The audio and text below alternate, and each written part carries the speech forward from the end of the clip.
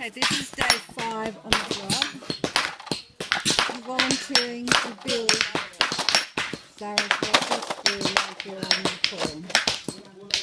And we are breaking rock for gravel, and the gravel to make cement. And this is the pile of rock that we're actually going to take in 2 days. Hey Jen, Christine, are you enjoying it? Loving it, career path. It's not loving career path. Loving it. Loving it. And we have some help here. The boys.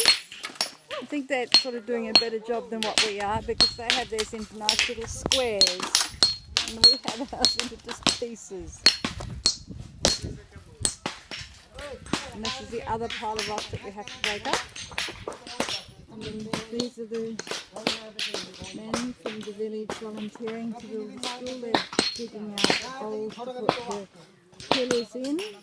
So this will look cool, and this wall afterwards will be all a retaining wall. And there's the principal over there, our picture. And then have a couple of ladies from the village as well. So we're spending 3 hours in the morning and 3 hours in the afternoon. Pretty much doing this, moving rock, breaking it. Yep, we're getting there, slow and steady.